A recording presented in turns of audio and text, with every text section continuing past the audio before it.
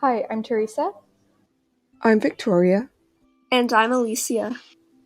We're the high school students in ARTstART who created today's project.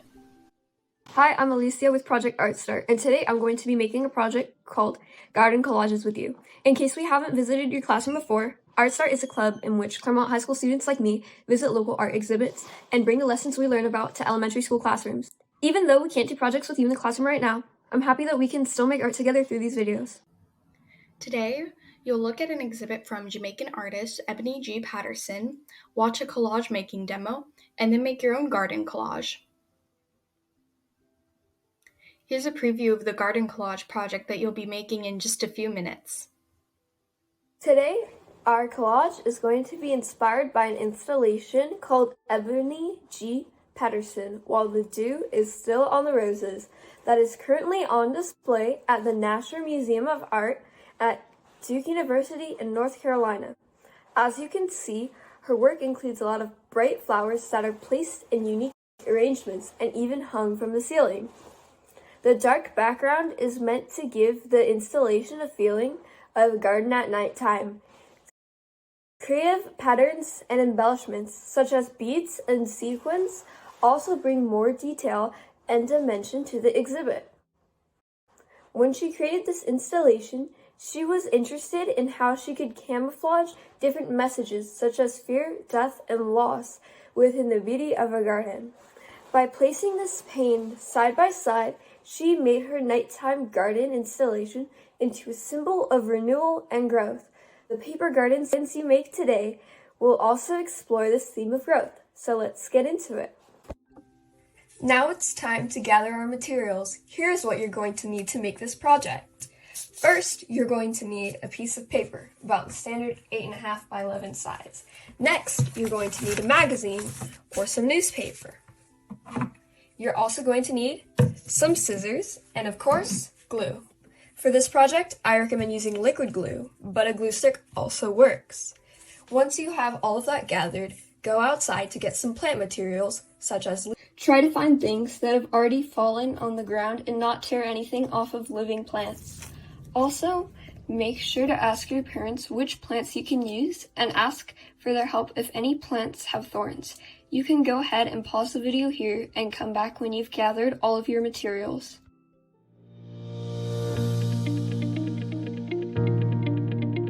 Here's an example of what we're making today. Here are the steps for making a garden collage. I'm going to demonstrate them now. Starting off with step 1. Step 1. Find a picture from your newspaper or magazine that reminds you of a fear, a sad memory, or a picture that just gives you a sad feeling for some reason.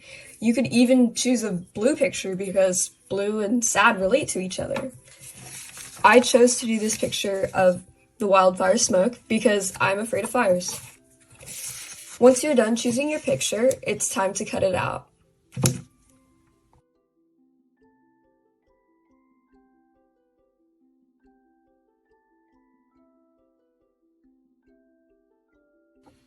Make sure your picture is small enough to fit on the paper, leaving a few inches of border.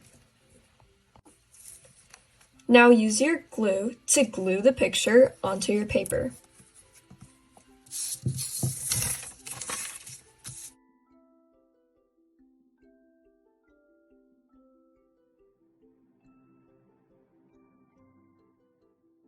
Moving on to step 2. Next, we're going to add a border of plant material around our paper to make our garden collage.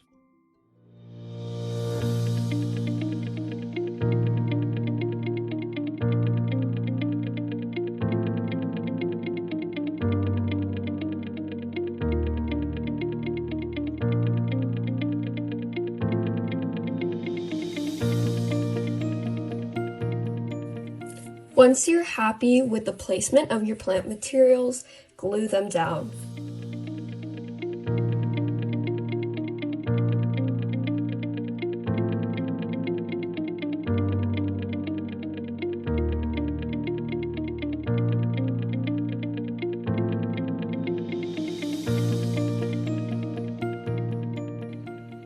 Make sure to let your project dry for a few hours before you move it. If everything is not dry by then, you can always use clear tape to tape everything down. Here are the instructions once more. Pause here if you need them.